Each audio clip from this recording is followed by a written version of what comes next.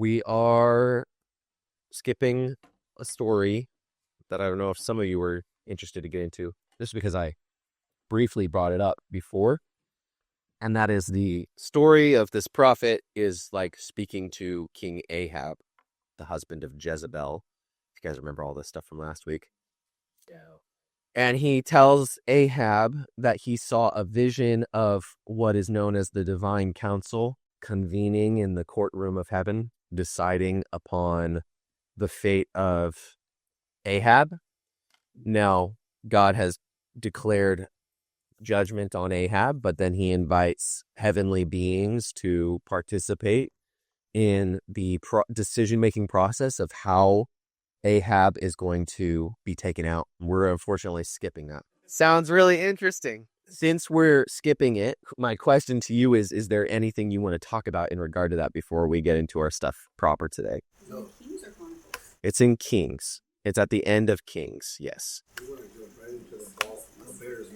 Okay, so I can pull it. So 1 Kings 22, and then you jump down to right here.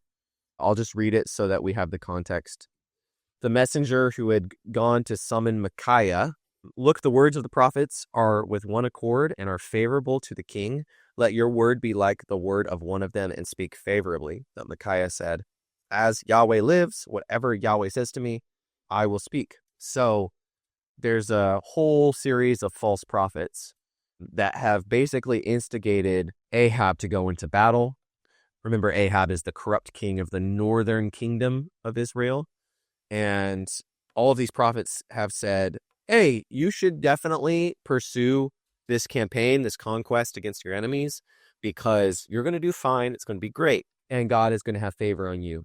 And then they go to Micaiah, who is a genuine prophet, and they say, what say you? What say you in regard to this situation? And you better say something favorable. It better be a good prophecy. Verse 15, when he had come to the king said to him, Micaiah, shall we go to Ramoth Gilead for battle, or shall we refrain? He answered him, go up and triumph. The Lord will give it to the hand of the king. But the king said to him, how many times must I make you swear to tell me nothing but the truth in the name of Yahweh? Then Micaiah said, I saw all Israel scattered on the mountains like sheep that have no shepherd. And Yahweh said, these have no master. Let each go home in peace. The king of Israel said to Jehoshaphat, did I not tell you that he would not prophesy anything favorable about me, but only disaster?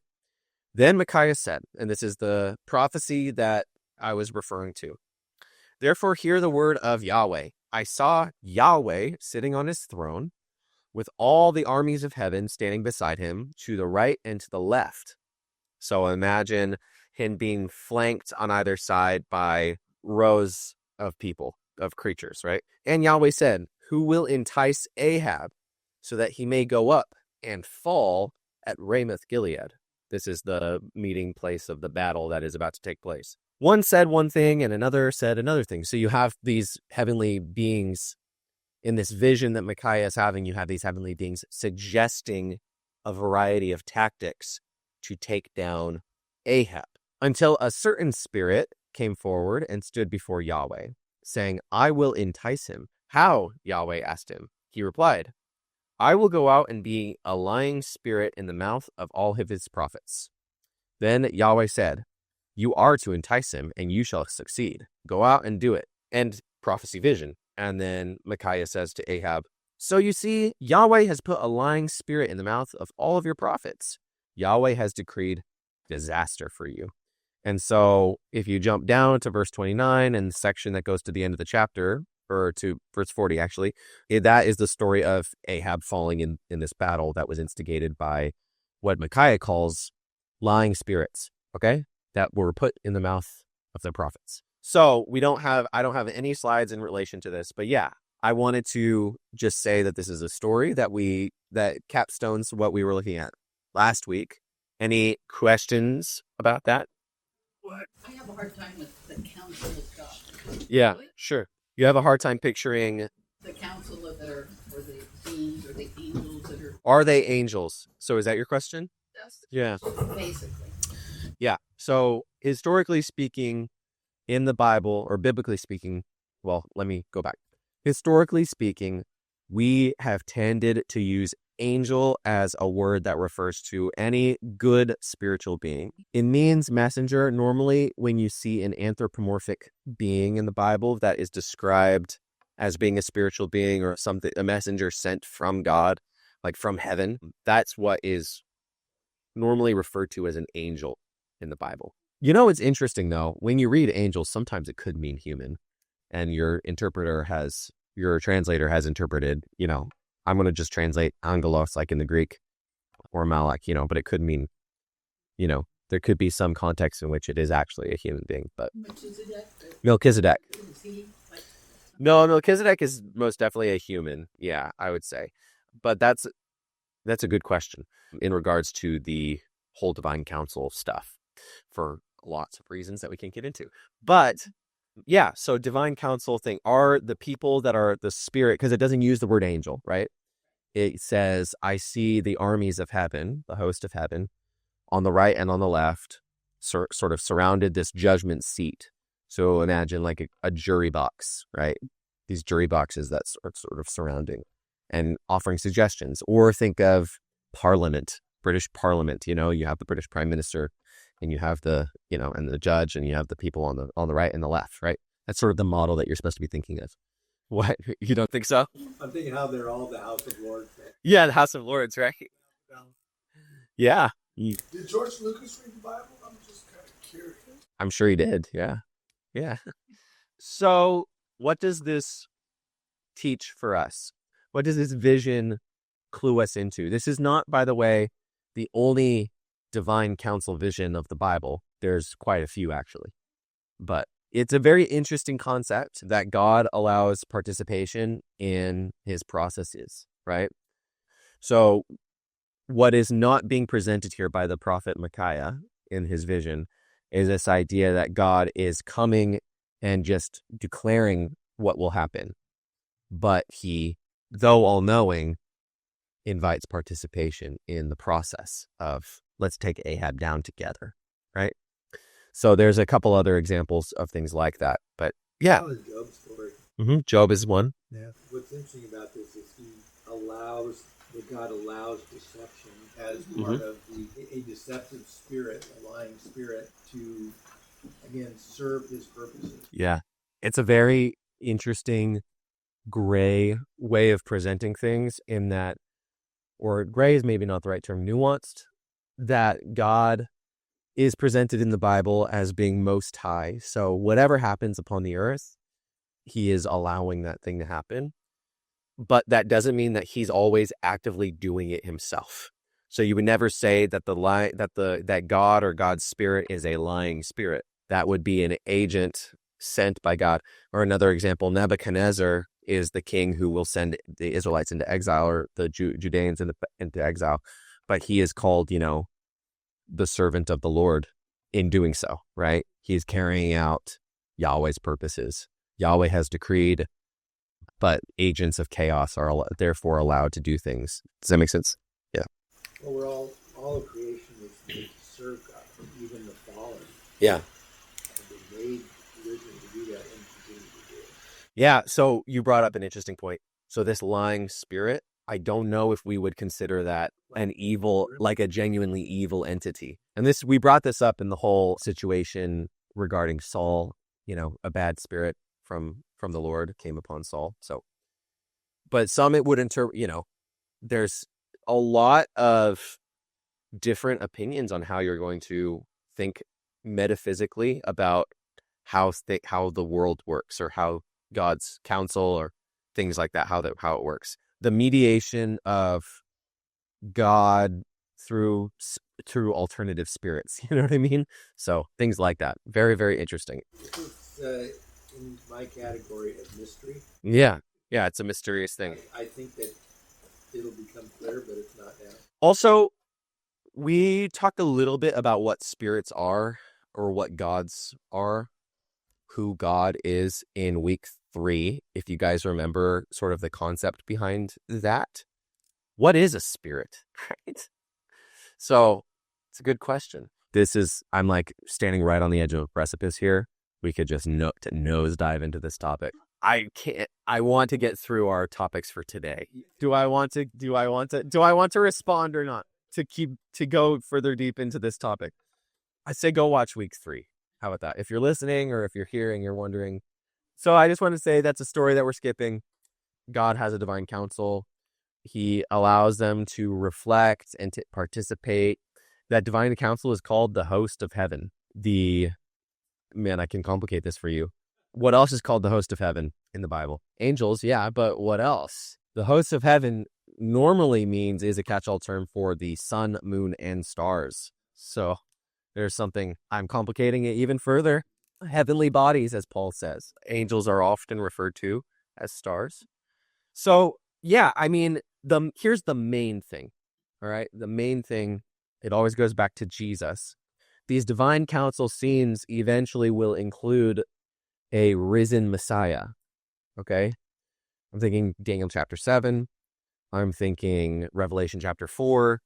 And the idea is all of those council members coming to the realization of the plan of God and falling down in worship before the Lamb on the throne, right? That's in Revelation chapter 4. But we're getting ahead of ourselves there. We're going to talk a little bit more about divine council stuff when we get into the Psalms. But yeah, we can't talk about it today. I just wanted to point that out to you that we're skipping that part of the story. Any more questions about that before we move on? Skipping the good stuff. No, there's plenty to talk about today. There's plenty to talk about, especially today is going to be a pretty mysterious day. There's a mysterious story, and again, it gets into sort of worldview stuff. It gets into like, how are we to think about what the Bible is communicating? Because there are some really, really mysterious elements, particularly with Elijah's story. So, just a little bit of framing here for you. We are on the precipice of, as I said, I'm looking down a cliff, so is Israel. We are on the precipice of the exile. By the end of today, Israel will be in exile. The family of Abraham, the family of Jacob went into exile in Egypt. Exile, in that case, it wasn't for their own fault, per se. Well, kind of. The brothers sending Joseph into slavery and stuff like that. But the moral of the story is, yes, we keep finding ourselves in this repetitive pattern where there's a fall of humanity. In this case, it's going to be the exile of Israel and Judah to Babylon. So with that said, before we get into that, we've been talking about Elijah. Part of what is the lead up of, the exile of Israel is this debate. Who is God, right?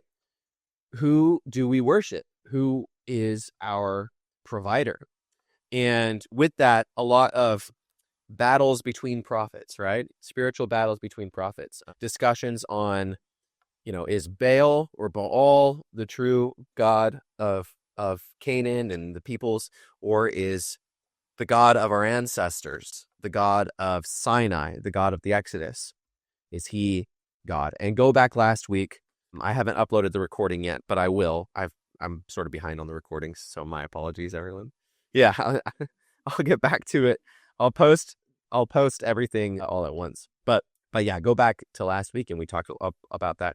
Elijah is this one who stands up in the midst of this debate, this raging cultural upheaval, and he is going to reassert the covenant that was made at Sinai, the identity of the Most High as revealed in the ancestors, Abraham, Isaac, Jacob, Moses, Samuel, David, these people who held fast to Yahweh God and to the story of Yahweh. I'll just boil it down to what I said last time. You just have to recognize that Baal, Asherah, they want different sacrifices. They have different goals for your life. They have different stories. They have different character. They're not the same thing.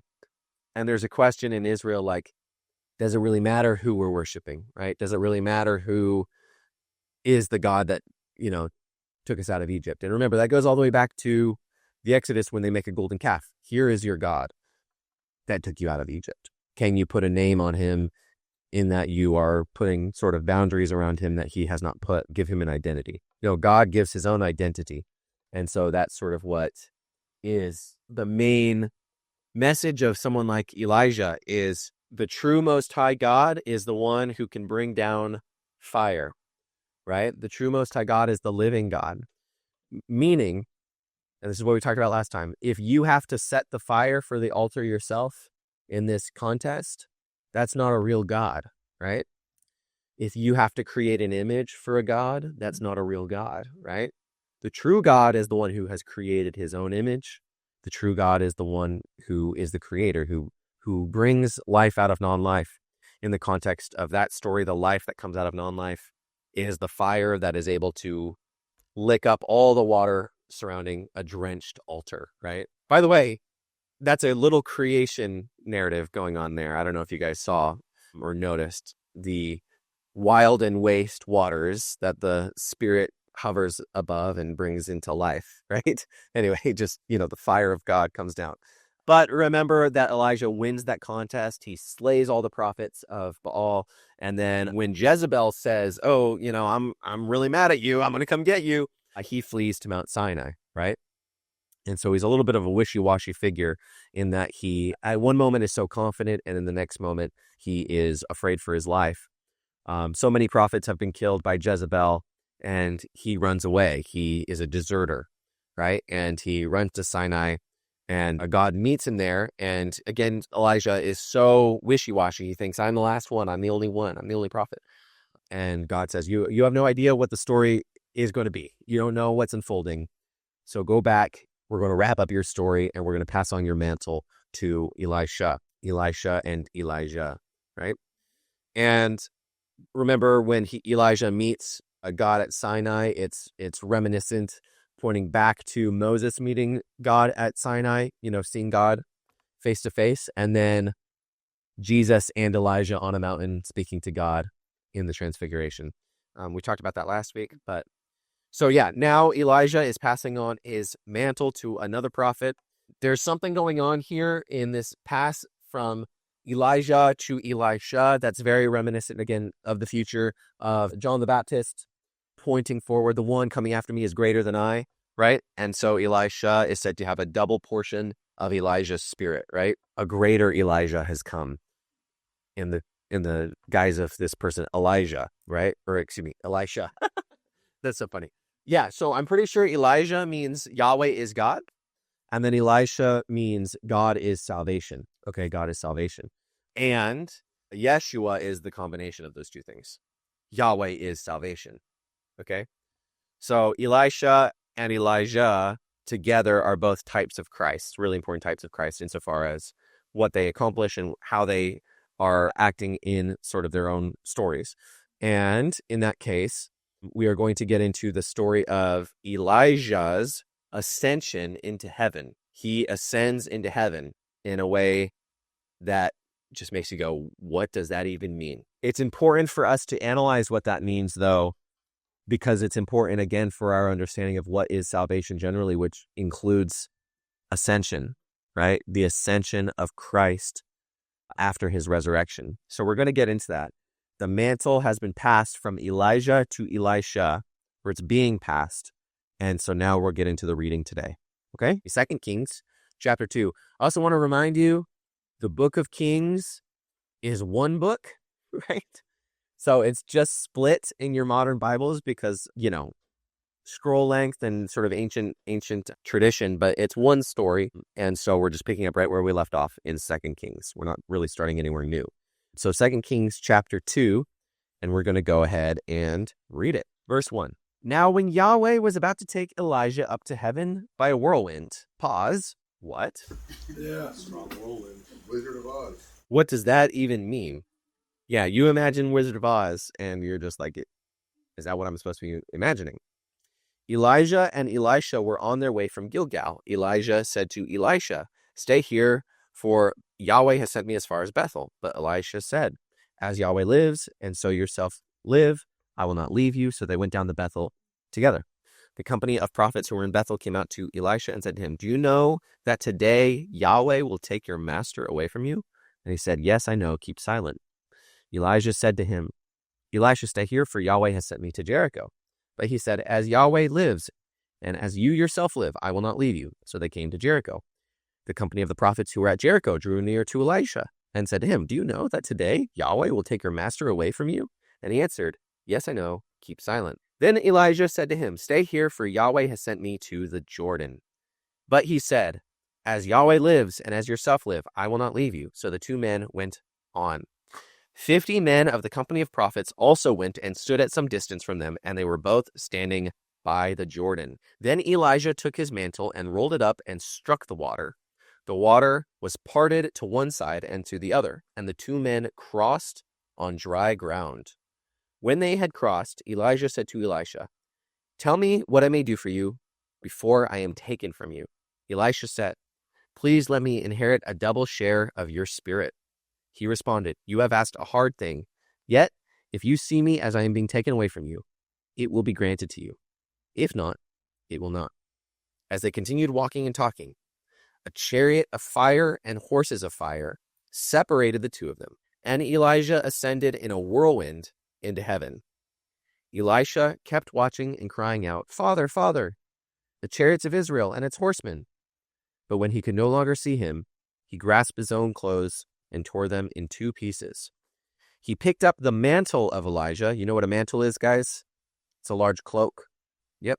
He picked up the mantle of Elijah. That's where also the passing on of the mantle phrase comes from. It comes from this story, right? He picked up the mantle of Elijah that had fallen from him and went back and stood on the bank of the Jordan. He took the mantle of Elijah that had fallen from him and struck the water.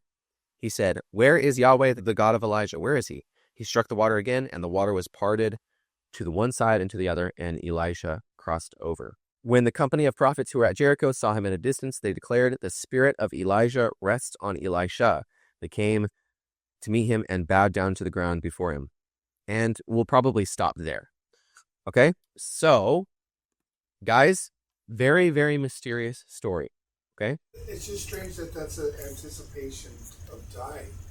Like, I don't know, like if I had cancer, I've said this jokingly, Mm-hmm. like if I have cancer, I want to go to like Nebraska and stuff, and I want to find a tornado and just suck through it, and then everybody go, "Oh, you know how Ryan died." So, yeah, I think in this setting, we're not supposed to think of Elijah as dying, though.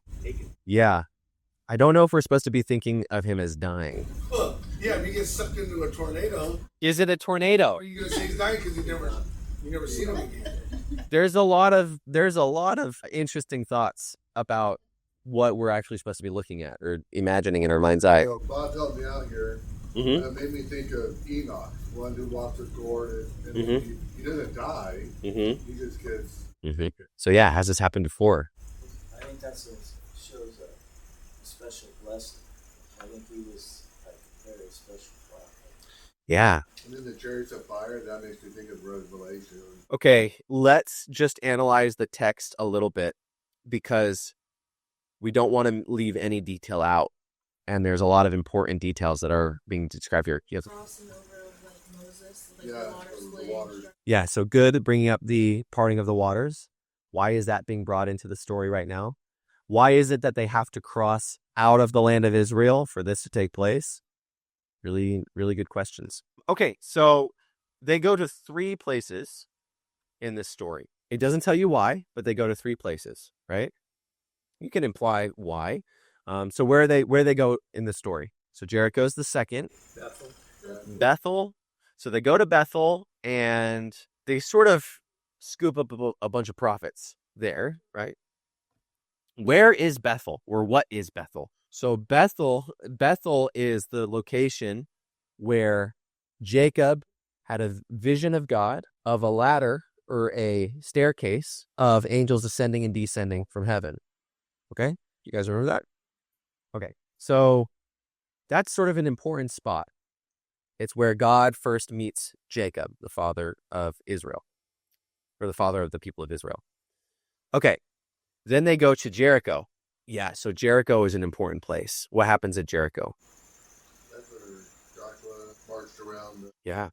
So Jericho is that place that started the conquest of Israel. It's the thing that kicked off the conquest all the way back in the book of Joshua. And it's right outside of the city of Jericho that Joshua encounters who? Oh, well, I guess the angel of the Lord's like, are you on my side? Yeah, he has his own divine encounter. So Jacob has a divine encounter at Bethel. Joshua has a divine encounter at Jericho, right? And then they go to the Jordan. They go to the Jordan from Jericho. And there they split the waters and they cross over the boundary of Israel, right? They're exiting the land. This is where Moses, on the other side of this area, not too far away on Mount Nebo, died on the mountain looking into the promised land, right? And another great prophet of God who saw God on Mount Sinai is now crossed back over and is now on the side of the Jordan where Moses died. Okay, and then they're over the Jordan, and it just gives it to you like so unassuming. It just says a whirlwind of fire, chariots and horses, split Elijah and Elisha from each other, and Elijah was taken away. What are we supposed to be imagining? What are we supposed to be thinking about? What does this frame, what does this do for you and how you think about the world? What do you imagine is going on here? There's interesting implications philosophically about what this story is presenting. So it makes you ask the question, what is heaven, right? What is the nature of heaven? What is the nature of my capacity to be assumed into heaven or ascended into heaven bodily? The idea, again, is not that Elijah died and went to Sheol. He went up. He was taken away into the heavenly realm. Okay? How is this different than Sheol, right? What is the mode of existence when you die, really? Because if Elijah is not dying, what does that say about him and his body? And what about us when we die? Where does that mean and where do we go? So let's just ask the question, what is heaven in the biblical conception? Not in our modern conception. What is heaven in the biblical conception? Going back to Genesis, Okay. after the parting, skies and Yeah. So in the beginning, God created the skies and the land. The skies and the land, right? The heavens and the earth. Good. So what is heaven in that story? It's a place, Okay. Okay, heaven is a place. and also God has prepared a place for us. Can I ask you a question, though? And I'm not trying to complicate, your faith or anything. I just want us to think deeply about these things. When I say heaven is a place, is heaven a place with boundaries? Okay. I think With boundaries like this wall? It gives in detail how big it is. Not necessarily. That's the new heaven and new earth. Yeah. I'm talking about heaven. Like a dwelling place or just like the Garden of Eden. Okay, but those are physical planes. Which heaven? Because we see up to 3 heavens. Like the first heaven would be referred to as I guess what we call the sky. Mm-hmm. The second heaven would be space. Mm-hmm. And the third heaven would be in the presence of God. Okay. Have you ever been somewhere where it doesn't matter where you're at, you're just there? And I think that's what heaven really is. Yeah. I don't think it doesn't matter. Well, we just want to think deeply about this, okay? So who's seen Stranger Things? In Stranger Things, they go to an alternate dimension, right? But that dimension has borders. It has boundaries, right? It has gates. Is that what we're talking about? Are we talking about a physical plane on another dimension? Or are we talking about something else? Yeah, but Paul talks about fourth dimension, right? Fourth heavens. Third heaven, yeah. But what does Paul mean? But still, someone answer the question for me. I want to say that there's no boundary. Okay, there's no boundary to heaven. Spiritual boundaries. Yeah, I'm talking about a boundary like this. Like when you say a place, this room, Piece 1A, is a place, right? Is it the kind of place that heaven is? And then if I cross a threshold, right? I'm like 1 foot in, 1 foot out, right? Physically. Okay? Okay, so it's not a place in that regard. Okay? So if it's not a place physically, then Where does Elijah's physical body go? And it's a preserve, because we're going to be able to identify it. Okay, here's something else. We've brought up the biblical cosmology again, right? What is the prophet thinking about is a really important question when he thinks about where Elijah was taken, because, again, we have the sky where the birds fly, which is a kind of heaven, right? Then we have the sun, moon, and stars realm, which is the second heaven, where the host of heaven dwell. Sun, moon, and stars, the armies of heaven. And then, yes, above the dome, we have the throne room of God. And I'll get into these slides. But if you don't remember, our second meeting was on biblical cosmology. But it's this cosmos, a three-tiered cosmos: the heavens, the earth, and the underworld. And then even within the heavens, you have sort of three layers. Okay. Can I ask kind of a strange question? I'm looking for strange questions and strange answers. Yeah. Okay, well, there's some strange places to see that we can't figure out, right? Like they're always trying to figure out a black hole. Mm-hmm. They always are. And I think Okay. God gives us that, I guess, Yeah. is the right word. So that's sort of what I'm trying to get at. So a black hole is Like interstellar. a black hole physical? Yes. Yes. So is it where spirits dwell? I don't have anything that Why are they indicates gonna make it that. black? Okay, let's start by just talking about, I've sort of tried to give you guys some questions to ponder about, okay, when we talk about heaven, are we talking about physical or non-physical place? When we're talking about heaven, are we talking about a place where physical things can dwell? That's an important question. What the main point of today is helping you guys to understand. Where's my red pen? Here it is. And I'm going to blow your mind here. Yeah. Okay. Because most people don't think about it this way, but this is true. This is just how it actually is in the Bible. There are two, quote unquote, heavens in the Bible. Okay. When we talk about heaven, we mean, we're not very descriptive, but we either are talking about one of these two things. Okay.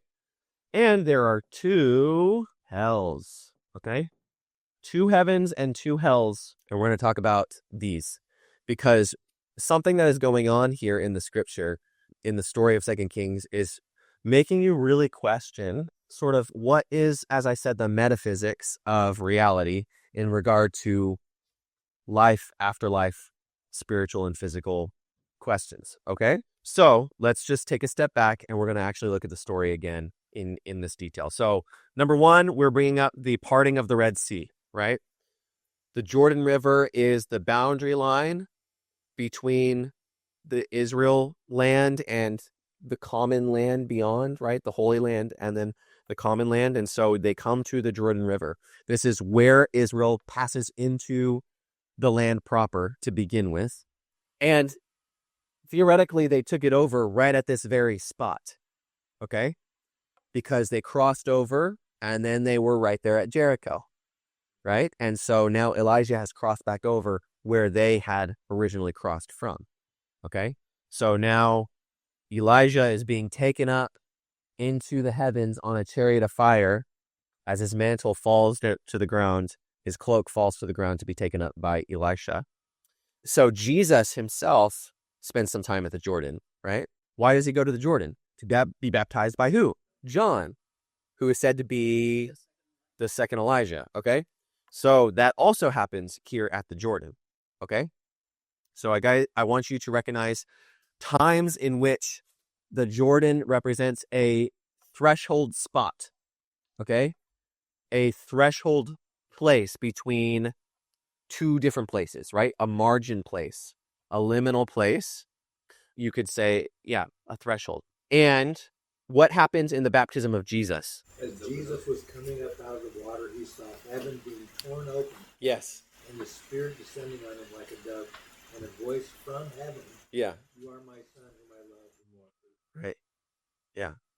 That's good. So let's talk about biblical cosmology a little bit. If you guys remember the biblical cosmology, you can go read all of these verses that will outline this for you. But remember, it's a three-tiered cosmos. The idea of the land that has come out of the sea, the sea or the waters that were separated by a dome. That dome, within that dome, you have the land that comes out of the sea. And so you have the sun, moon, and stars placed in the dome, and you have the throne room above the dome. What does the dome represent? If you guys remember all the way back. And as I ask that question, remember, because you're going to be trying to reconcile it with modern cosmologies and what you know about space. Where do the sun, moon, and stars dwell within this cosmology? They dwell inside the dome. Okay? So what does that mean? The dome represents the space beyond the creation, right? The space beyond the created universe, you could say. And so with that, you have Elijah taken up into heaven. So does that mean he's taken up into a cloud? Does that mean he's taken up to a star? Does that mean he's taken up past the dome? Do you see what I'm trying to get at? And would we say that the area past the dome is a physical place in the way that we know sun, moon, and stars are physical things? Sun, moon, and stars are physical things that we consider to be in the heavens, right?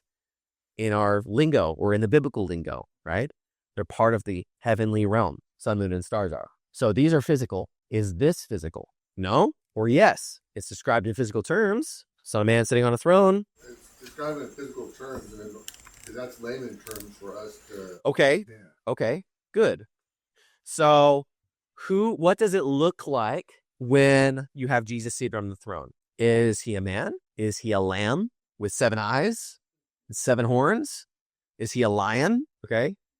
Are those physical descriptions of Jesus? They are. Jesus has 7 horns and clothed hooves. So, okay, metaphor, symbol, right? I'm trying to get you to ask the question, at what point do we move from flaming gas ball, right?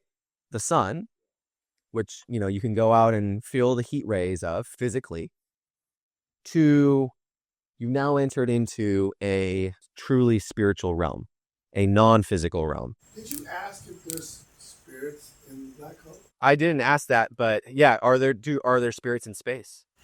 Who's to say that he didn't get sucked into a black hole? And it's okay. Well, again, that's physical. So where does the black hole go?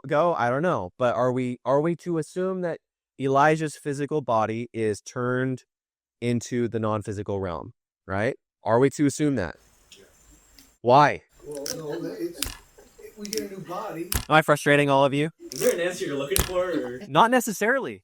I'm not necessarily looking for a specific answer. I'm trying to give you the complications that are involved with thinking about this.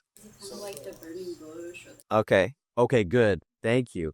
I am looking to go towards more conversations about this. So what do we mean that the word became flesh, right? What do we mean by that? Do we mean that a physical being became a physical being? No, we don't mean that. Became man. Right. And so he was God. Yeah. It became flesh doesn't mean because in a spiritual aspect, because of the word also spiritually abiding. Yeah. Oh, sure. Yeah, that's true. But the main, okay, so let me give you more like guardrails for the conversation. I'm trying to give like opportunities for you guys to really, really wrestle with the idea and ask the question, okay, what is spirit, right? What does it mean for someone to be taken into the heavens? When at this point in the Bible, that's unheard of. No one goes to heaven in the Bible at this point, okay? They go to Sheol, okay?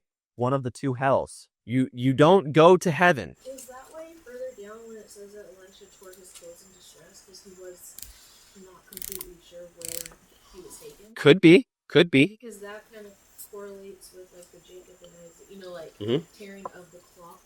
So let me skip forward. This story takes us into new territory. This is Robert Alter speaking. Everywhere in the Hebrew Bible, death is the definitive end. Sheol, the underworld, a hole in the ground into which the once living person goes down. So this also gives you some questions to think about in regards to not heaven, but where do you go after you die, or where does anyone go after they die? What do we actually mean? Go to hell or go to the underworld, or I'm going to heaven when I die? Because this gets into our question about, is heaven a physical or non-physical place? Because my physical body has been disintegrated, but I consider myself as having gone to heaven. That's the language that we use. Or gone to hell, right? But can you go to a non-physical place in the same way that we're talking about physical stuff? And in the Bible, do they have some sort of distinction between these things? Do they consider what's called Cartesian dualism? This is a fancy philosophical term for the idea of a dual existence of matter and spirit, right? Or do they see them as one thing? These are important questions to ask. Because, for example, when you bury a person in the Old Testament, they've gone underground. They've gone under the earth. They've gone to the underworld. They've gone to where the dead dwell. See what I'm saying? So when you bury someone in a cave, you're an ancient Israelite, they've gone to hell. They've gone to the underworld. They've gone to the realm of the dead. They're dead, right? But are they talking about spiritual, or are they talking about physical, or are they talking about both? In that case, it seems like they're talking about physical. They've gone underneath the ground, right? When Christ died, he died, and his body was there. Uh-huh. And he went up, and then he came back, and he was in a different room. But it was both physical. Yeah. So here's what I'm trying to get at is this distinction between the physical and the spiritual. How are we supposed to be actually thinking about? Is there a distinction? Is there not a distinction? Okay. Because when you go down into the ground, you know, in the Old Testament, you are actually going to Sheol, right? When you're being buried, you're going to Sheol. Your bones are being put into your body. Your physical body is going into Sheol, right? But then you hear, you know, about, you know, these visions of people, spirits who are active and aware in Sheol. Yeah. So what's that about? I have a question about that. I don't know if you guys covered it in 1 Samuel, but when I was reading it, I had this question. When Saul conjures up Samuel, Samuel says, "Why have you disturbed me by bringing me up?" And then Saul answered, "I am in great distress, for the Philistines are warring against me. God has turned away from me, and he answers me no more, either by prophets or by dreams. Therefore I have summoned you to tell you, for you to tell me what I shall do." And Samuel said, "Why then do you ask me, since the Lord has turned from you and become your enemy?"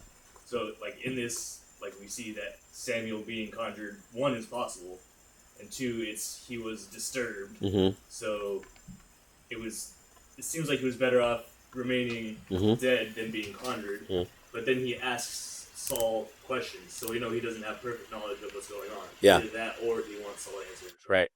So in that context, here's another, again, complication that just it's a data point that you just have to reconcile, take into account.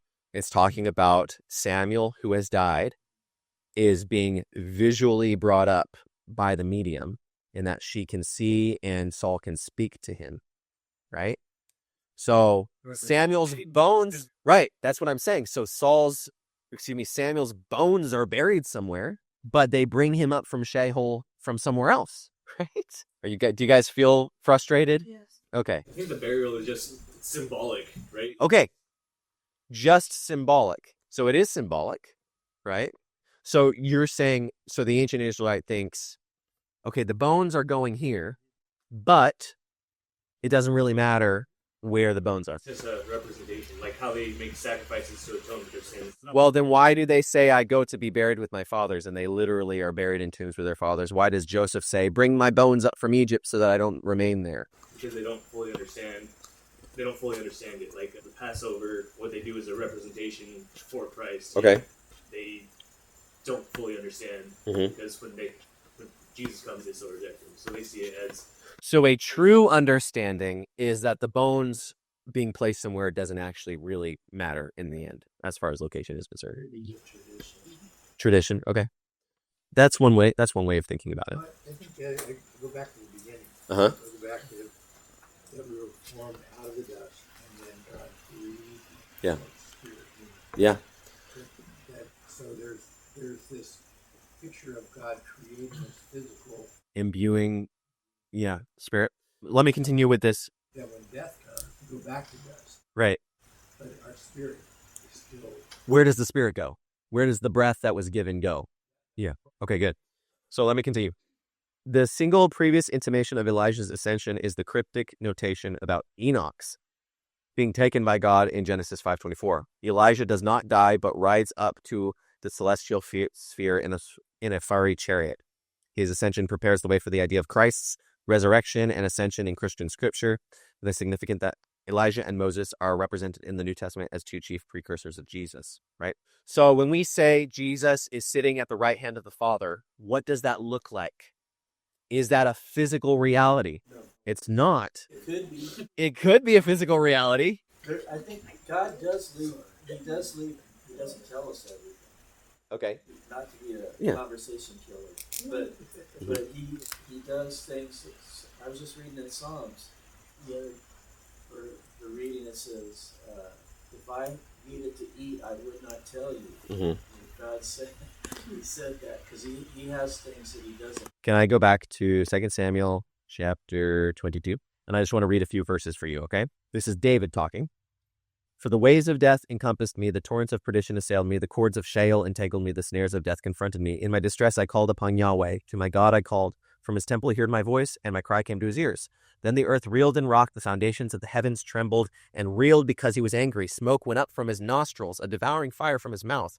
Hot, glowing coals flamed forth from him.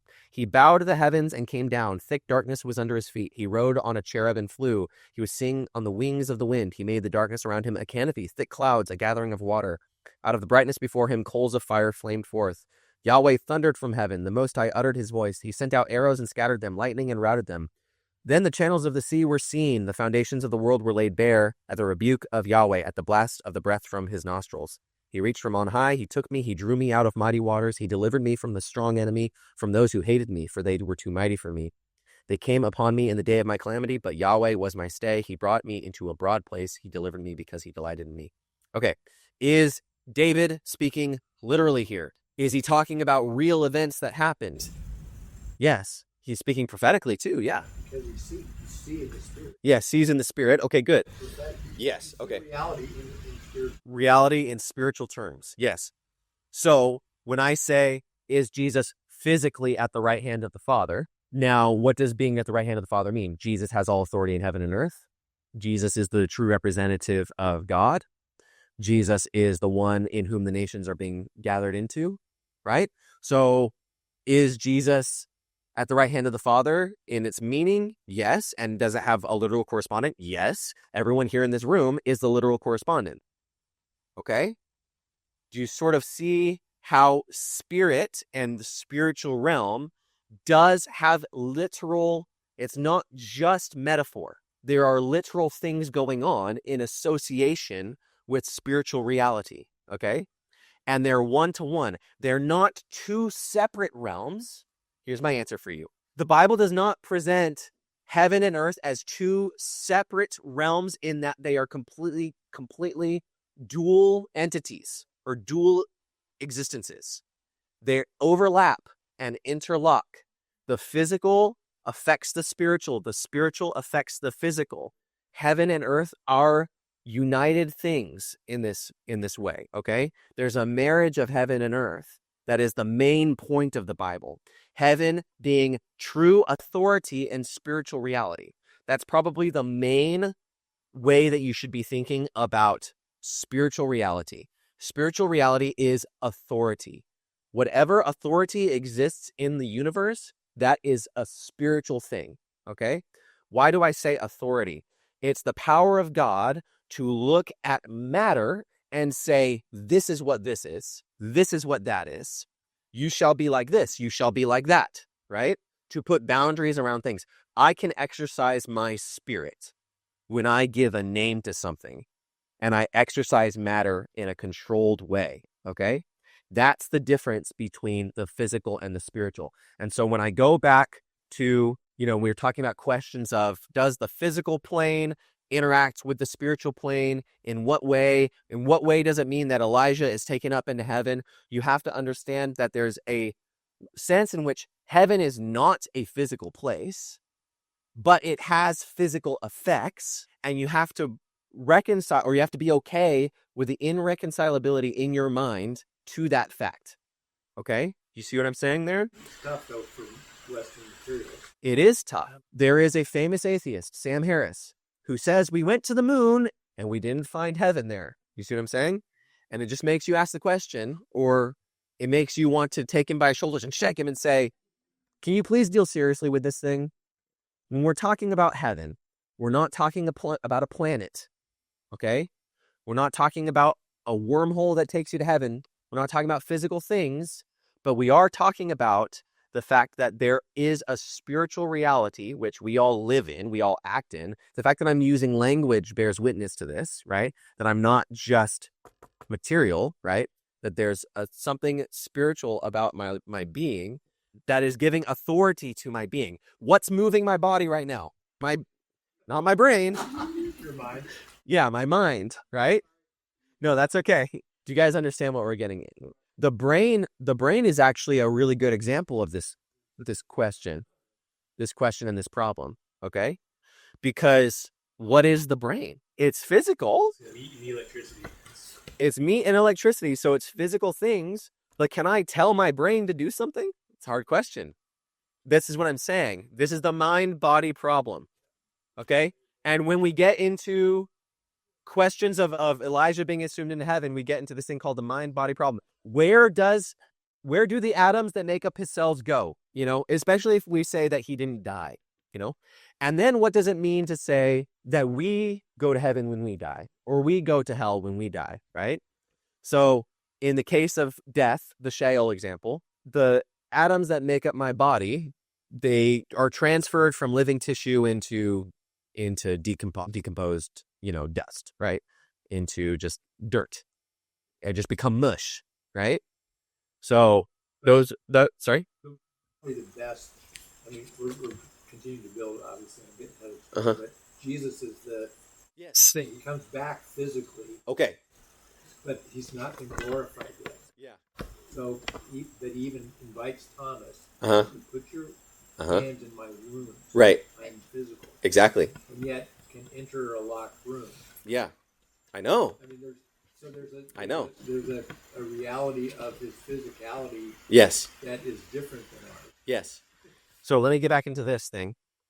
The two heavens that I'm talking about, Elijah being assumed into somewhere, who knows, bodily, right, is not that physical state. So this is, we'll just call this heaven proper, okay? Or the throne, right? Throne room, okay? But this is not the resurrection, right? This is not the resurrection of Christ, which is a physical thing, okay?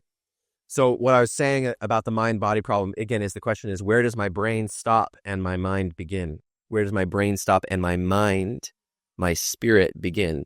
Is this why some religions, like we understand scripture that when we die, we're not going to heaven until Jesus returns? But there's like a resting in between place. Yeah, so this is why I'm trying to get into the idea that heaven is your colloquial language term for the idea of the eternal state.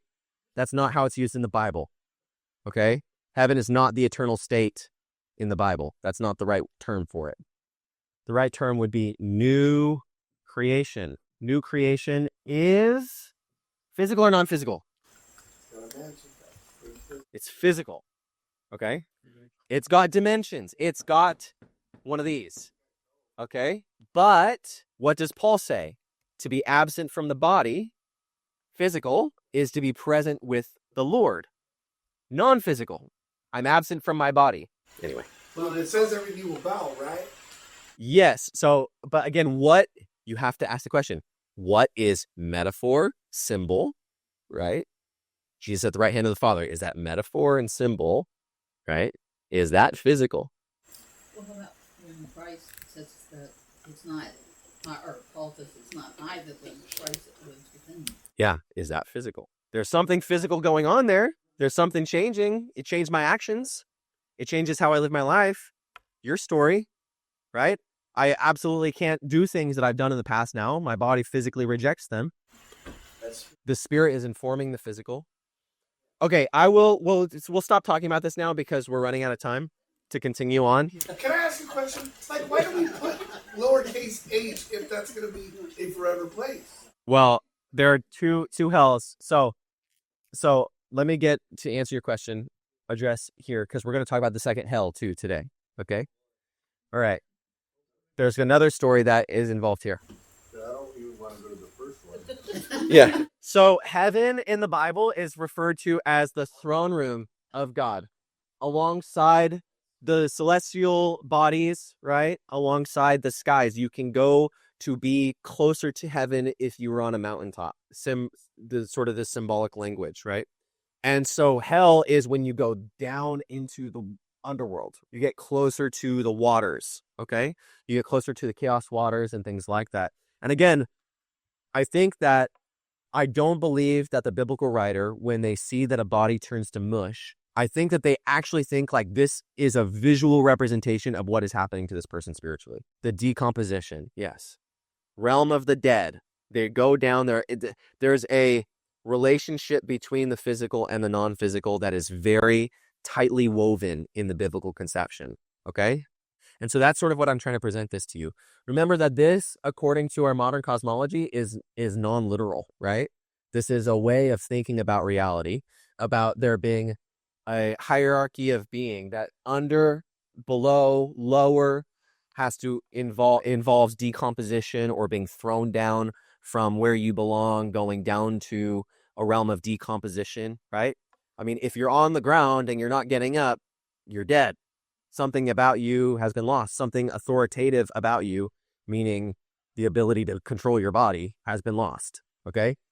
But if you move upward, again, there's this hierarchy of understanding that, and this goes back into our second meeting, the fact that I'm a head taller than any of you because I'm standing up, you're all looking at me, I'm all looking at you, my voice is carrying across the room, I have authority in the room, and then if he stands taller than me and gets up on a table, he's trying to assert his authority. You know what I mean? That like as we move higher, we grow in our stature, we grow in our authority. And you look up at the stars and you see celestial lights. And when the lights move, things change on the earth, right? When the lights move, it gets colder and it gets warmer and the seasons change. That celestial body of, astronomical signs, those constellations are there. And now all the leaves are turning brown. Okay. Things are happening because things are changing the higher you go. Okay. So there's physical things happening that I can bear witness to, but what about even higher than that? What controls them? What controls those stars? There's a throne in heaven around which the stars of heaven are seated, right? Going back to the Micaiah story. At some point we move though from the physical to the non-physical, to the spiritual, to the pure spiritual. And I just want to bring it all home to you. Can you have non-physical experiences, non-bodily experiences right now? Yes. In what way? Good. Very good. I thought I was going to have to get there for a second. Dreams are a perfect example of you having experiences that are purely mental. Okay? Your body isn't moving, but something's going on that is making you experience and remember something that happened non-physically. Okay? Now, is that your imagination? Is it really happening? It's a good question, but I think that that's sort of what I'm trying to get at here. Go ahead. I just want to share that one time. I don't know if it was a dream or a vision I had, but one time I was somewhere and just a roar of water overpassed me. And I was standing, but I didn't drown. Mm-hmm. Then came the element of fire, and I didn't get burned. And then came the element of wind, and it didn't blow me. And it was a mother at our church, and I forget the scripture, but she said use the scripture when the water comes. But anyway, it was like the elements didn't destroy me. And it's a scripture in the Bible. I can't think of it. Yeah, but it was basically just, for me, I got out of it that things are going to happen. And God He's going to be with me. Yeah. So that'd be symbolic, right? It'd be symbolic, but that's sort of what I'm trying to get at here is when we say something is symbolic, we don't want to use the word just in front of it. Symbolism is an ascension. It's not a degradation. Okay? If I say this is a table, but now I can associate a symbol with it, now I've elevated the table to a new sense of worth, a new sense of value, right? A cross is two beams of wood. That's its physical nature. A symbol is elevating something. What is the meaning behind the physical? That's an elevation, okay? Not a degradation. And I think that's what we mean by, again, Elijah is ascending. He's not degrading, okay? It's with your dome picture, the physical, I'm going to say it's a lesser reality, the spiritual is the greater reality. Mm-hmm. They're both reality. Mm-hmm. Yeah. But and maybe lesser and greater, maybe it's a newer reality than an older, ancient reality. Mm-hmm. But I mean, there's a sense in which, again, because we're Western materialists, we have to even talk about this. Yeah. Because we don't get it. It's not. We're so Yeah. material things. Well, we like to use the word just so much. Oh, that's just this. We simplify when again, what the true spiritual mind is associated with is understanding that the higher thing is meaning behind things, that the world is actually imbued with meaning. You don't read into meaning and therefore, or read meaning into things and therefore just make up things, that you're actually discovering things about meaning. And Brenda, when you were talking about your dream or vision, whichever it was, it's like you get a taste of it's not just Mm-hmm. a dream or vision. It's you get a taste of the real. Yeah. And there's something about that makes a shift in you. Yeah. Because of it, it's like if you've had a spiritual dream, you know that this thing happened, or Right. this is happening. Yep. It's not just. Yes. Yeah. Oh, I had a dream. Yeah. Exactly. Just a dream. Right, Bob, because I actually did later on. It might not happen at that time, but later on in my life, I could reflect what that vision, that dream mean. And that was Isaiah 43 and 2. Okay. Gotcha. And I've seen it. Then the mother of the church told me, she said, honey, read Isaiah 43 and 40. She said, this is pertaining to what God is showing you. Yeah. So this is the main thing that I want to get at. There is a incongruency between the authorities of heaven and the physicality of earth. There is a problem. There is a cavern. There is a chasm between what should be unified. Okay? That's what the temple represents, is that the authority of heaven perfectly is reflected on the earth. Whenever we sin, whenever we do wrong, we are breaking with the authority of heaven, the authority of above, the authority of meaning and the meaning of things. Do you understand what I'm getting at here? That heaven represents meaning and authority, right? And when I break with meaning and authority of reality, that's when my body starts decomposing. Okay? That's when destruction enters my life. My body stops working properly and I start dying. Okay? Does that make sense, guys? Okay. The graveyard is the picture. Right. of destruction. Exactly. And so that is what it means when Jesus says, you shall pray to our Father in heaven, your kingdom come, your will be done on the land as it is in the skies. Okay? So the higher up you move in a hierarchy of authority or a hierarchy of being, there's tighter authority the higher you go, right? It all comes to a point, and that point is God. So may that authority be manifest everywhere. May that authority be manifest throughout all creation. That is the prayer and the vision of the Bible. Insofar as when we have a physical, not a non-physical, a physical new creation, it means all the authority of this throne room is now manifest in the physical perfectly. Okay? This throne room. This gets into the nature of God primarily and the nature of creation. So we're getting back into Genesis chapter 1, that God is spirit. He is pure mind, pure intelligence. Matter comes forth from non-matter, right? The idea is matter comes forth from intelligence, and that is true throughout all reality. That intelligence doesn't, or consciousness doesn't emerge. It emanates from itself. It emanates from God's being, okay? Make sense, guys? You have something? Yeah, I don't understand about I have a nephew who is in war Mhm. and has PTSD. Yeah. And he's got lots of dreams that come as a result of that, which is negative. Uh-huh. And I know Satan can also influence our dreams too. Mm-hmm. So, and obviously God can give us dreams Yeah. as well. So Yep. how can you tell the difference? I was using the experience of dreams as an analogy for having conscious experiences that are non-physical. Yeah, I mostly was saying people can have visions, right? So when Ezekiel has a vision of cherubim, of the four-faced cherubim, right? I personally don't think, I think that that's a mental reality is what I'm getting at. There's a lot of things that go into that, but it's like the experience of dreams, that you can have real genuine conscious experiences that are non-physical. Okay? Make sense? And that should help frame for you what it looks like for, there to be spiritual reality. But in this context, you have a kind of a wrench that's thrown in there. And the wrench is human is assumed into heaven.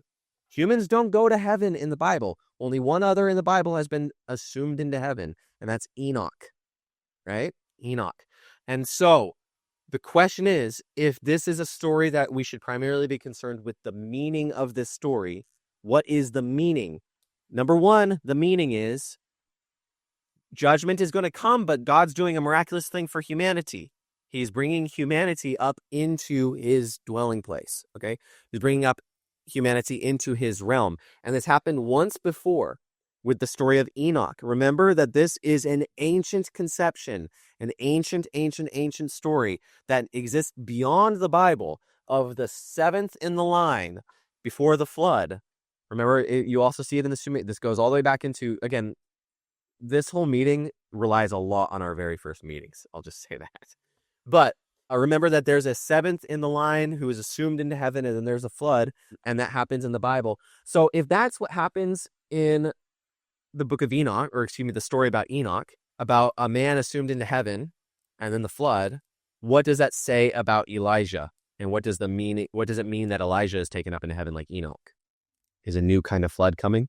The exile. The exile is coming. If Elijah is a kind of Enoch, then what happens after Enoch is taken? It's a signpost. It's a visual prophecy, or it's an experiential prophecy.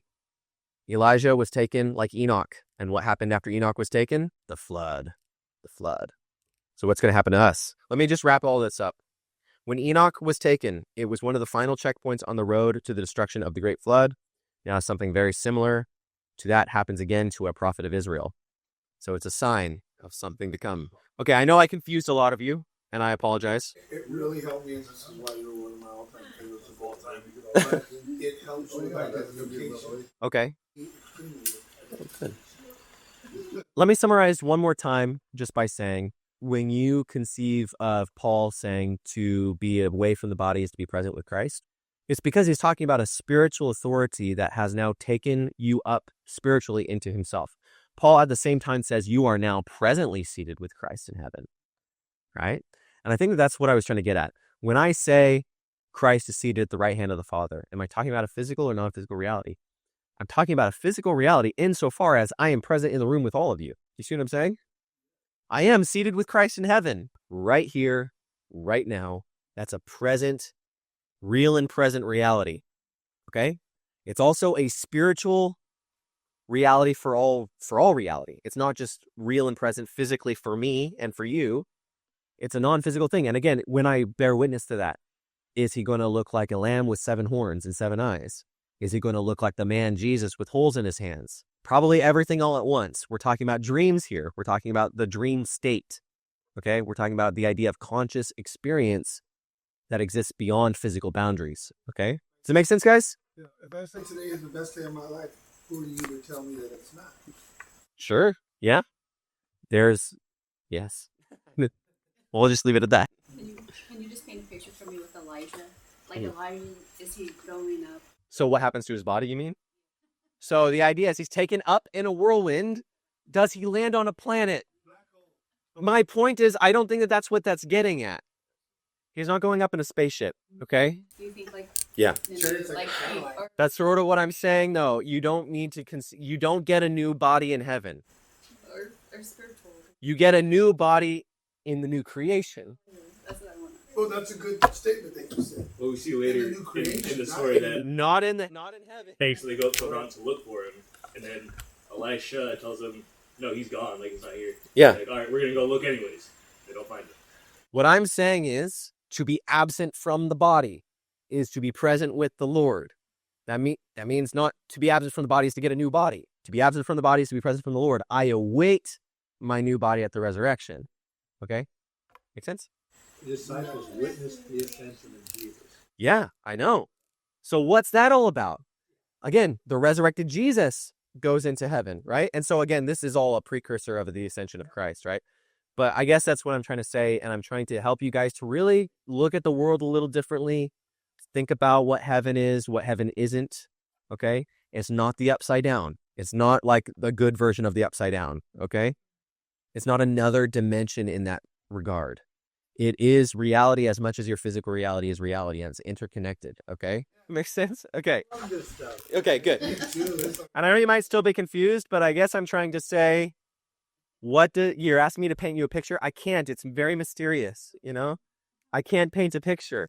This is what I'm saying is the miraculous mystery of a story like this, and the miraculous mystery of the incarnation generally. The idea of the touch point between heaven and earth, the spiritual and the physical, right? Where that becomes pure, where it becomes that there is no real boundary anymore. That's the veil being torn in the temple. Okay. I mean, Graham Cook, and he very, very well illustrates is what's known in heaven is known on earth. Yeah. Right. Well, it must, because again, that heaven represents higher authority. Okay. This is when we talk about these things, to me it's like the antidote to the poison that we Of materialism. because Yeah. materialism not in money, but materialism in physical reality that we have been steeped in our culture, and our culture is steeped in. Yeah.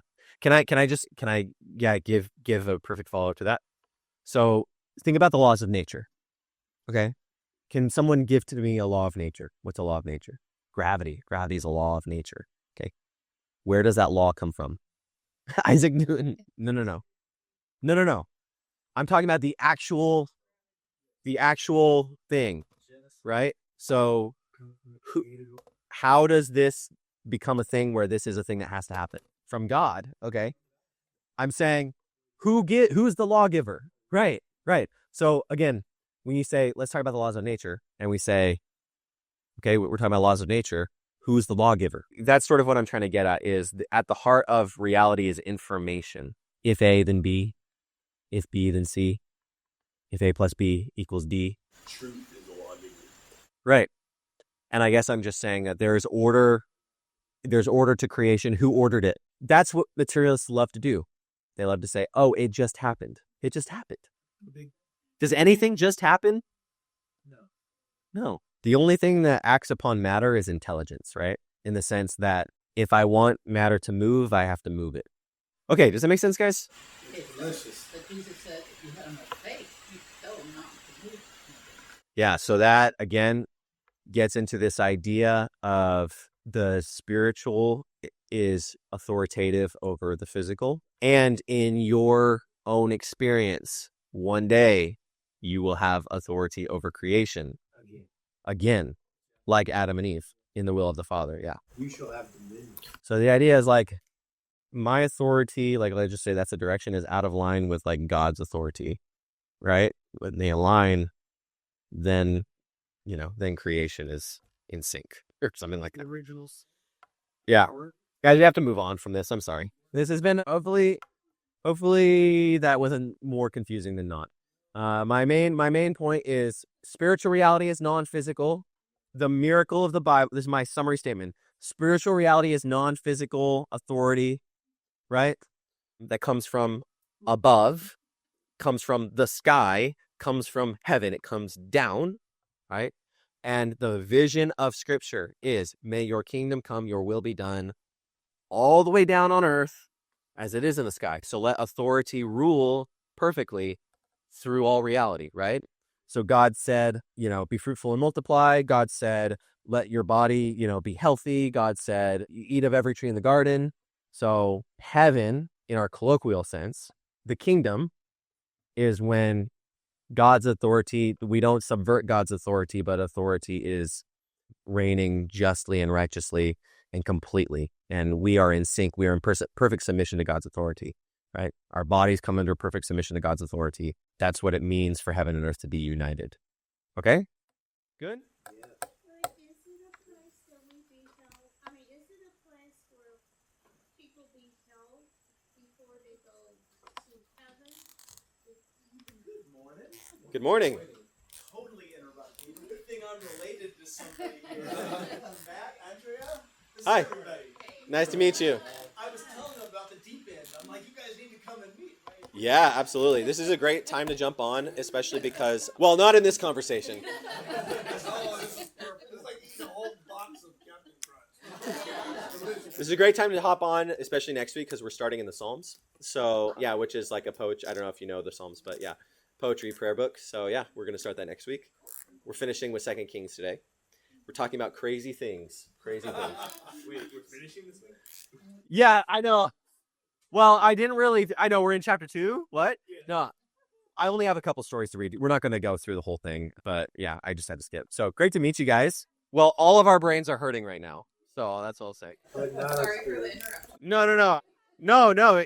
It's a nice relief in transition because we're sort of stuck on a whole concept. So yeah, it's good though. It's a very interactive class. So yeah. So feel free to join us anytime. Yeah. Which means we have like 20 minutes, guys. This was fun. You guys good?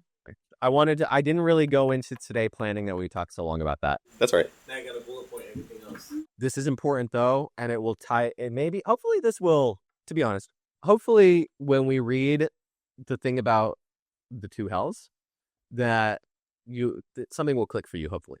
Okay. So let's first read 1 Kings chapter 16.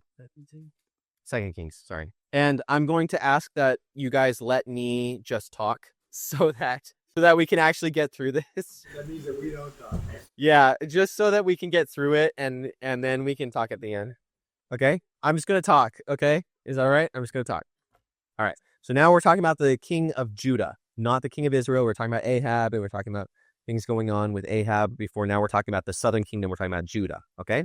So Jerusalem, Judah, the sons of David, right? The descendants of David.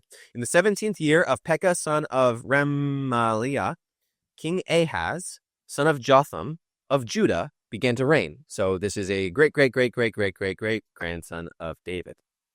Ahaz was 20 years old when he began to reign. He reigned 16 years in Jerusalem. Remember, that's the city of David. He did not do what was right in the sight of Yahweh his God, as his ancestor David had done.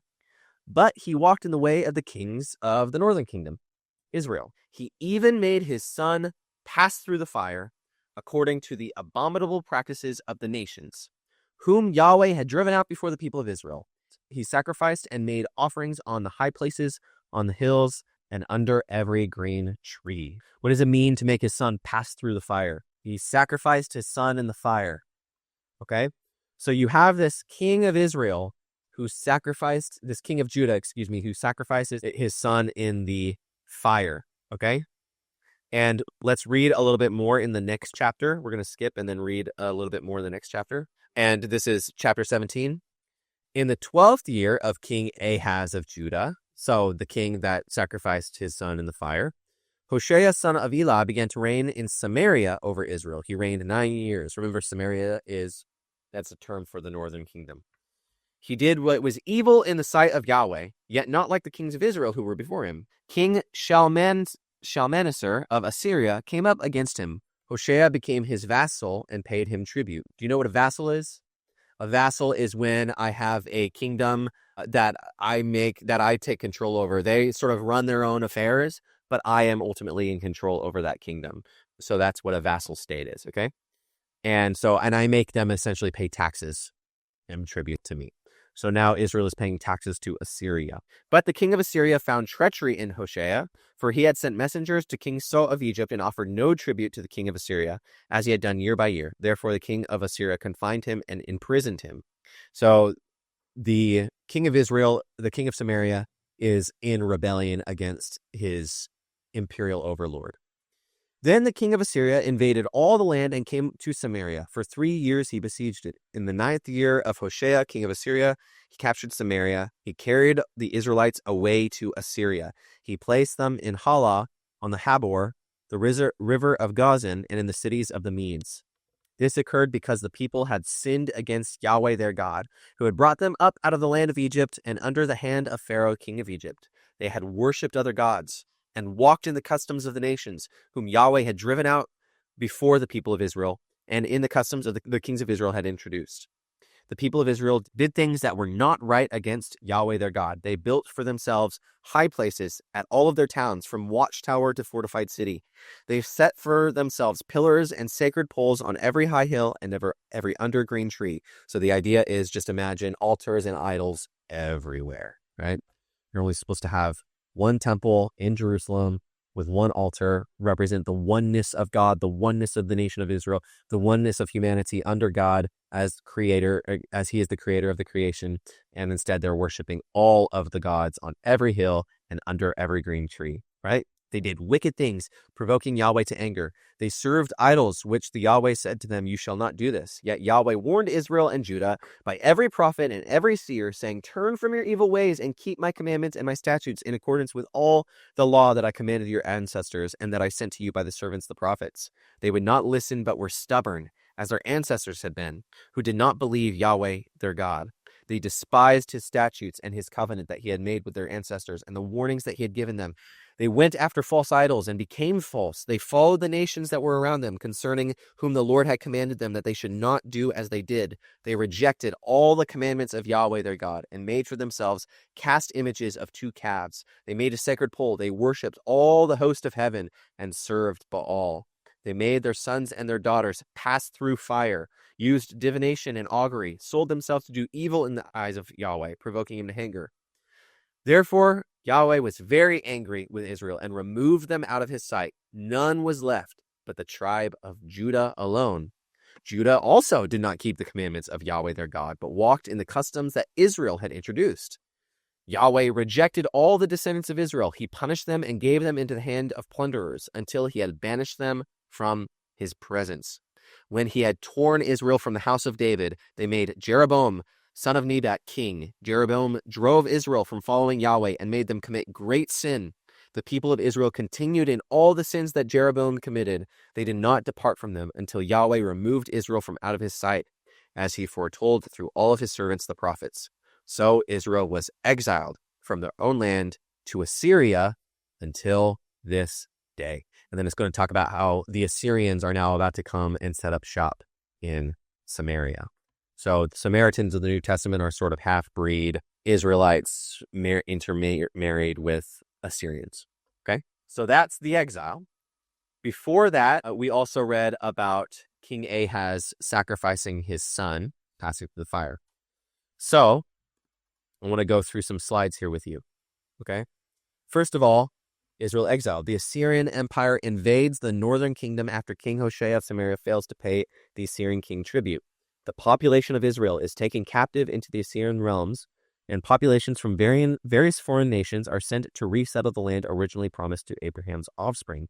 The Samaritans of the New Testament are officially seated in the land. While the northern kingdom of Samaria is scattered, all that remains of Israel are those loyal to the house of David in southern kingdom of Judah. Yet, their future looks just as bleak. They're doing the same things, right? And so what I want to point out to you is this crazy king that we read about in 2 Kings, this descendant of David who passes his son through the fire, sacrifices his child to this fire. So he's the predecessor to a good king, King Hezekiah, which we're not going to be able to talk about. There's going to be still a couple good kings before Judah is exiled. But he sacrifices his son in a very particular place, a very, very particular place. Write down, if you're taking notes, or remember, bookmarking your head, the place called the Valley of Hinnom. The Valley of Hinnom. Okay? The Valley of Hinnom is the outermost valley in the Jerusalem area. Okay? And the Valley of Hinnom means the valley of wailing, crying, right? The name given to the valley north of Moriah and Zion, and the word that we translate to Gehenna in the New Testament. Gehenna is most commonly translated to hell. The word hell. So I want you to turn to Jeremiah chapter 7. Jeremiah chapter 7. Jeremiah is a prophet of God who has been in operation during the time of the kings Josiah and his sons. And Jeremiah says something very important about the Valley of Hinnom. Okay? Jeremiah chapter 7. I'm just going to read this for you, okay? So you remember that at this time where the kings of Israel are doing all of these wayward actions, you have prophets who are speaking against them, okay? And this is one of the words that is being spoken by the Lord against them. I'm just going to read the whole chapter, okay?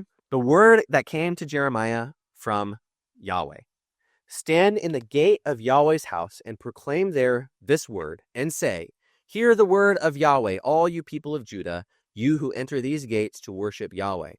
Thus says Yahweh of hosts, the God of Israel, amend your ways and your doings. Let me dwell with you in this place. Do not trust in these deceptive words. This is the temple of Yahweh. This is the temple of Yahweh. This is the temple of Yahweh. What is he referring to? All of those altars and idols that were set up on all of these high places, right? For if you truly amend your ways and your doings, if you truly act justly with one another, if you do not oppress the alien, the orphan, the widow, or shed innocent blood in this place, and if you do not go after other gods to your own hurt, then I will dwell with you in this place, in this land that I gave to your ancestors forever and ever.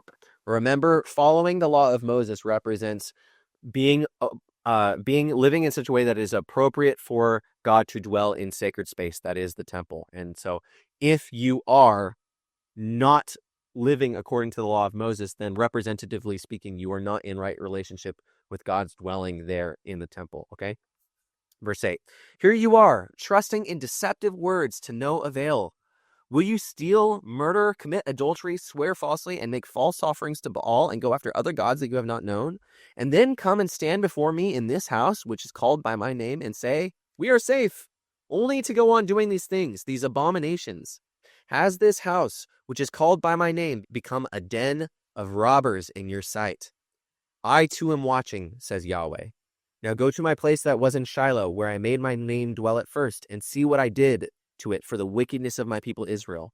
And now, because you have done all these things, says Yahweh, when I spoke to you persistently, and you did not listen, when I called you, and you did not answer, therefore I will do to this house that is called by my name, in which you trust, and to the place that I gave to you and your ancestors, just as I did to Shiloh, and I will cast you from my sight, just as I cast out all your kinsfolk, all the offspring of Ephraim. He's talking about the northern kingdom there. Just as the northern kingdom went into exile, so will the Judeans go into exile. And this temple will come crashing down because you have desecrated it, because you have destroyed it, because you have not walked justly, loved mercy, and lived humbly with your God, right? Verse 16, as for you, do not pray for these people. Do not raise a cry or prayer on behalf. He's speaking to Jeremiah now. And do not intercede with me, for I will not hear you. Do you not see what they are doing in the towns of Judah and the streets of Jerusalem? The children gather wood. Their fathers kindle the fire. The women knead dough to make cakes for the Queen of Heaven, and they pour out drink offerings to other gods to provoke me to anger. Is it I whom they provoke, says Yahweh? Is it not themselves to their own hurt? Therefore, says the Lord God, my anger and my wrath shall be poured out on this place, on humans and animals, on trees of the field and fruit of the ground. It will burn, and it will not be quenched. Thus says Yahweh of hosts, the God of Israel, add your burnt offerings to your sacrifices and eat the flesh. For in the day that I brought your ancestors out of the land of Egypt, I did not speak to them or command them concerning burnt offerings and sacrifices. But this command I gave them, obey my voice, and I will be your God, and you shall be my people. Walk only in the way that I command you, so that it may go well with you. But they did not obey or incline their ear, but the stubbornness of their evil will, they walked in their own counsels and looked backward rather than forward. This speaks to that authority from heaven. When I break authority with heaven, disaster. Okay? From the day that your ancestors came out of the land of Egypt until this day, I have persistently sent all my servants, the prophets, to them, day after day. Yet they did not listen to me or pay attention. They stiffened their necks. They did worse than their ancestors did. So you shall speak all these words to them, but they will not listen to you. You shall call them, but they will not answer you. You shall say to them, this is the nation that did not obey the voice of Yahweh their God and did not accept discipline. Truth has perished. It is cut off from their lips. Cut off your hair and throw it away. Raise a lamentation on the bare heights, for Yahweh has rejected and forsaken the generation that provoked his wrath. For the people of Judah have done evil in my sight, says Yahweh. They have set their abominations in the house that is called by my name, defiling it. And they go on building the high places of Topheth, which is in the valley of the son of Hinnom, to burn their sons and daughters in the fire, which I did not command, nor did it come into my mind. Therefore, the days are surely coming, says Yahweh, when it will no more be called Topheth or the Valley of Hinnom, but it will be called the Valley of Slaughter, for they will bury in Topheth until there is no more room. The corpses of this people will be food for the birds of the air and the animals of the earth, and no one will frighten them away. And I will bring an end to the sound of mirth and gladness, and the voice of the bride and the bridegroom in the cities of Judah and the streets of Jerusalem, for the land shall become a waste. Yes? Isn't that where Judah hung himself? I don't know. I'd have to look into that. Because, like, the land of blood, Mhm. waste, and I think that's where... Mainly the Valley of Hinnom. That's what you have to think about. The fact that you burned your sons and daughters in the Valley of Hinnom, that is where all of your bodies are going to go, into that valley. So, 2 Chronicles chapter 28, verse 3, Ahaz burned sacrifices in the Valley of Ben Hinnom and sacrificed his children in the fire, engaging in detestable practices of the nations. A rabbinic commentator in the Middle Ages talked about what that would look like. He said, Molech, which was made of copper, they would heat it up from underneath, and with its hands spread out and heated, they would place the child on the hands, and he would be burnt and mown. So they take a cast iron idol, and they superheat it, and then they place the baby in the hands of the idol. The priest would beat drums so that the father would not hear his son's voice and take pity. It is called Topheth because of the drum, Hinnom because of the child's moaning. Okay? This is called the Valley of Hinnom, and this is where Jesus says people go when they reject him. He actually literally says, so in your Bible it will translate to hell. The word is the Valley of Hinnom, okay? If your right eye causes you to stumble, gouge it out and throw it away. It is better for you to use one part of your body than for your whole body to be thrown into the Valley of Hinnom. It translates to hell, okay, in your English Bibles, but he's actually saying the Valley of Hinnom. Do not be afraid of those who kill the body but cannot kill the soul.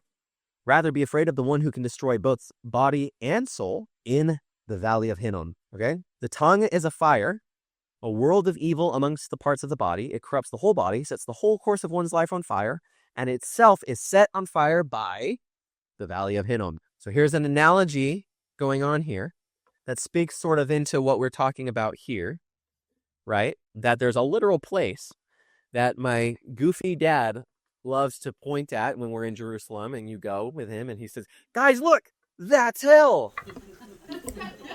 That valley is just an area outside of Jerusalem where pagan sacrifices of children were made and where the corpses were cast in the exile. But that literal event has a symbolic correspondence. When the Bible talks about hell, it talks about, imagine that experience where the thing that you did and the evil that you committed is going to happen to you. That's God's judgment. Okay? How do the Israelites that are there right now, how do they look at that place? Like, is it a cursed place? Is that what you're saying? Yeah, that's exactly what Is it it, like, yeah, the Or do cursed they place? stay away from it? It probably depends on who you're talking to. Haunted house on Halloween? Or they're like, Probably depends on who you're talking to. Is that a city there? Or is that a cliff face? That's Jerusalem. Okay, so that's the Valley of Hinnom? This is the Valley of Hinnom. This is how it looks like today. An area outside the city of Jerusalem where pagan sacrifices were made and where later writers refer to when describing the realm of judgment. Okay? So this should reframe for you what it means for Jesus to say, watch out that your whole body not be thrown into the Valley of Hinnom. Okay? So that's where the road is and stuff. Yeah, this is just one photo of that area. how close did you get to it? Binoculars? I don't think you need to worry. This, again, speaks to this sense of, like, in what way are we talking about spiritual reality and physical reality and things like that? It's a sobering concept, but you have to understand that this is different than what I was describing earlier, being buried in the ground, but they're related, right? Sheol is not Gehenna, in the same way that the throne room is not the new creation, okay? So that's what I mean by two heavens and two hells, okay? They're different descriptions. They're similar, they're related, but they're different.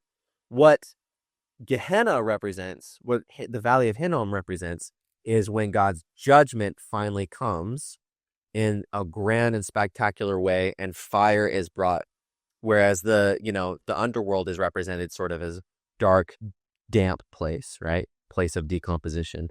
This is now judgment, right? It's a different image. So here's what can be said about hellfire. Gehenna is a referential and symbolic term used in the New Testament that harkens back to the prophecy of Jeremiah, that those who burned their own children in the Valley of Hinnom would experience that same burning themselves.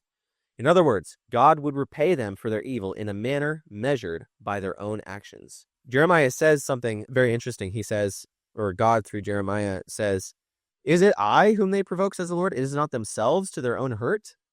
Right? So the way that the prophets always talk about it is that whatever damage you're doing in the world is bringing damage to you. And that's what hell is. Okay? That there's, again, that law of reality. The law of heaven, that if you break the law, then you are bringing upon yourself condemnation, or you're bringing upon yourself judgment. The lake of fire mentioned by John in Revelation is signified, it is this sort of Valley of Hinnom image, as a final quarantine of evil. The idea here is that those who belong to Jerusalem will never again enter into the city. They will be dumped into the Valley of Hinnom. They will be dumped into the lake of fire. Thus, the people of God who suffered so unjustly and waited so long for deliverance will never again live under the threat of assault from the evil one. Hell is much about punishment of evil as it is about protection from evil. So the idea is outside of the city walls, right? Out there in the Valley of Hinnom to be burned. So that is a really important image. Again, we're being cast out into outer darkness, you know. With that, we have the exile proper. What he's talking about in the Valley of Hinnom, see you, bro. What he's talking about in this prophecy about the Valley of Hinnom is he's talking about the exile. The city will burn. The people will burn. It will all come tumbling down because of what you did. Your very own actions will come back on top of you. Okay? And that's sort of what is being described as in this hellish language. So that should really reframe for you how you think about hell. Okay? Because people associate a lot of later medieval ideas into this. Okay? When we talk about earlier in this meeting about what it means for you to die and go to heaven, or die and go to Sheol, or whatever, right? What is the implication of that for die and go to hell, Gehenna? And in the remaining minutes, I'll invite a little bit more reflection. Any reflection, guys? So, this is the Old Testament. Is that would not be different with the New Testament since Jesus? In what regard? Well, you weren't saved when you did that, and now you're saved. I see. Yeah, the idea is the atonement of God spares the repentant, or the penitent, right? Spares the penitent from their, penitent means the repentant one, spares the one who repents from the judgment, right? That they stand confidently in the judgment because the perfect one whose blood was provided for them as an atonement cover, you know? So As a follower, we should never say that to somebody because of their actions. I read that Jesus cried over a whole city because he knew what was yeah, I see what you're saying. Yeah. for somebody's soul. Yeah. And I've heard that said recently, and I was doing over. Yeah, that's good. Again, when you think about the doctrine of hell, the rawest and purest biblical form of that is this analogy, okay, of Gehenna. The Valley of Hinnom, okay, the Valley of Hinnom. And that's, again, different than the idea of the realm of the dead or the realm of Sheol. It's a little bit different than that, right? Because in that case, there's, the present state of death, but there's a second death. And that's this lake of fire that John talks about in Revelation. So this is the sort of thing that sends Israel into its exile. And the exile from the land, let me jump ahead. The exile from the land represents the exile from the garden, okay? The exile from the land is this cyclical pattern that the prophet sees time and again. You ask, how is it? Of course they receive words from God, but you ask the question, how is it the prophet knew what was coming, right? They're a prophet, but by what mechanism does the prophet know? The prophet knows because the prophet knows his Torah, right? And the prophet knows that this has happened time and again. They look at the great pattern of history and they say, every time human civilization gets big in its britches, gets puffed up, starts acting like it can do whatever it wants, everything comes tumbling down and it falls. God gives them over to destruction. When they start breaking all the rules, when they do something so crazy as to break a fundamental rule of reality, that is, I've given birth to something and now I'm going to burn it. Sort of think about how the world works. God and the law of nature is that you produce offspring. What is the worst, most stupid and backwards and dumb reverse corrupt thing that you can do is I put all of this time and effort into producing something. My body worked naturally according to its function. This is how God made me. This is how God made reality. And I'm going to take it and I'm literally going to reverse it for the sake of me getting more things, me getting greater crops in this season. Oh, I have to sacrifice to the god Molech, right? I was watching a show recently and they were talking about child sacrifice, and they were talking about how the, Aztecs sacrificed their children. And one offered this, devil's advocate statement. And it was like, what does it mean that you love something so much that you would give it up to keep the sun from returning or something like that? I have to sacrifice to the sun god for it to come. And that sort of romantic way of looking at things is just completely backwards, right? Because the idea is, what does it mean? You can't act in love and then act in harm towards someone else at the same time. Yeah. It's an illogical statement, right? So the idea here is that God has a natural way of the world working. And this is why child sacrifice is such a good example of this. God made a certain thing a certain way, and you do the opposite of that thing. He made children to be produced and reared and grown into full adults, be fruitful and multiply. And they say, no, I will just burn it for my own well-being because I'm going to get something from a god if I do, right? So it is Satan worship. And that's what brings about the exile to Babylon. So we're in the exile now. I want to read a chapter of Lamentations to finish, okay? Chapter of Lamentations. So the first chapter of Lamentations, okay? Sorry that we're going just a couple minutes late, guys. Chapter 1 of Lamentations. You can read, this is 5 chapters. You can read it all in one sitting. But this is written by the prophet Jeremiah as he's reflecting on the exile, okay? And he says, how lonely sits the city that was once full of people. How like a widow she has become. She that was great among the nations. She that was a princess among provinces has become subject to forced labor. She weeps bitterly in the night with tears on her cheeks. Among all her lovers, she has no one to comfort her. All of her friends have dealt treacherously with her. They have become her enemies. Judah has gone into exile with suffering and with hard servitude. She lives now among the nations. She finds no resting place. Her pursuers have overtaken her in the midst of her distress. The roads to Zion mourn, for no one comes to the festivals. All her gates are desolate. Her priests groan. The young girls grieve, and her lot is bitter. Her foes have become the masters. Her enemies prosper, because Yahweh has made her suffer for the multitude of her transgressions. Her children have gone away to be captives before the foe. From daughter Zion has departed all her majesty. Her princes have become like stags that find no pasture. They fled without strength before the pursuer. Jerusalem remembers all the precious things that were hers in days of old. When her people fell into the hand of the enemy, there was no one to help her. The enemy looked on, they mocked over her downfall. Jerusalem sinned grievously, so she has become a filthy thing. All who honored her despise her, for they have seen her nakedness. She herself groans, and her face turns away. Her uncleanness was in her skirts. She took no thought of her future. Her downfall was appalling, with none to comfort her. Look, O Yahweh, at my affliction, for the enemy has triumphed. Enemies have stretched out their hands over all her precious things. She has even seen the nations invade her sanctuary, those whom you forbade to enter the congregation. All her people groan as they search for bread. They trade their treasures for food to revive their lives. Look, O Yahweh, and see how worthless I have become. Is it nothing to you, all who pass by? Look and see if there was any sorrow like my sorrow, which has been brought upon me, which Yahweh inflicted on the day of his fierce anger. From on high he sent fire. It went deep into my bones. He spread a net for my feet. He turned me back. He has left me stunned and faint all day long. My transgressions were bound into a yoke. By his hand they were fastened together. They weigh on my back, sapping my strength. The Lord handed me over to those whom I cannot withstand. Yahweh has rejected all my warriors in the midst of me. He has proclaimed a time against me to crush my young men. The Lord has trodden as in a winepress the virgin daughter Judah. For these things I weep. My eyes flow with tears, for a comforter is far from me.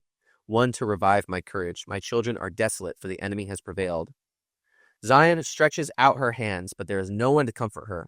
Yahweh has commanded against Jacob that his neighbors should become his foes. Jerusalem has become a filthy thing among them. Yahweh is in the right, for I have rebelled against his word. But hear, all you peoples, and behold my suffering. My young women and my young men have gone into captivity. I called to my lovers, but they deceived me. My priests and elders perished in the city while seeking food to revive their lives. Look, O Yahweh, at how distressed I am. My stomach churns. My heart is wrung within me, because I have been very rebellious. In the street, the sword bereaves. In the house, it is like death. They heard how I was groaning, with no one to comfort me. All my enemies heard of my trouble, and they were glad that you have done it. Bring on the day that you have announced. Let them be as I am. Let all their evil doing come before you, and deal with them as you have dealt with me, because of all of my transgressions. For my groans are many, and my heart is faint. And it will continue, for this poem will continue and continue. But this is also the poem that says, his mercies are new every day, every morning. I forget which one it is. It's 3? 3 verse what? I don't know. Yeah. Just seeing it on my page. Yeah. Verse 22. The steadfast love of Yahweh never ceases. His mercies never come to an end. They are new every morning. Great is your faithfulness. Yahweh is my portion, says my soul. Therefore, I will hope in him. So with the exile, there's a hope of the future, right? Why is there hope of the future? We didn't get to read it, unfortunately, and we're super behind. We spent a lot of time talking. But the book of 2 Kings ends with a little epilogue.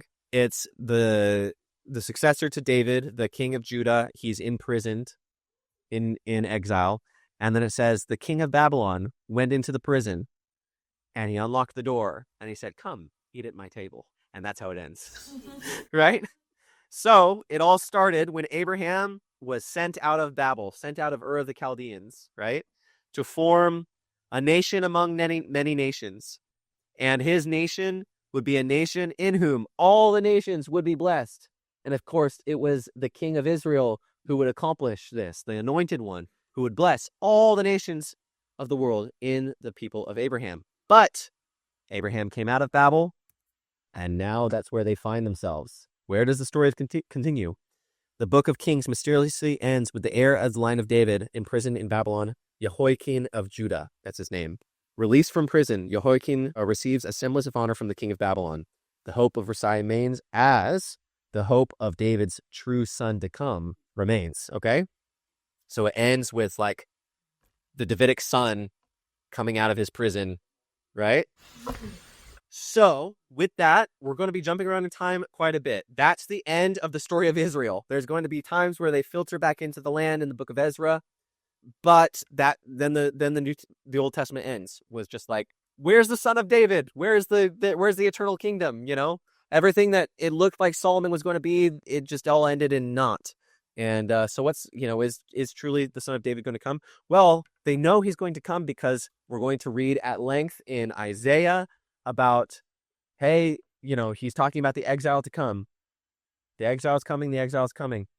But then there's going to be relief. But then there's going to be grace. But then there's going to be the son of David who's going to gather up the children of Israel and restore all of creation.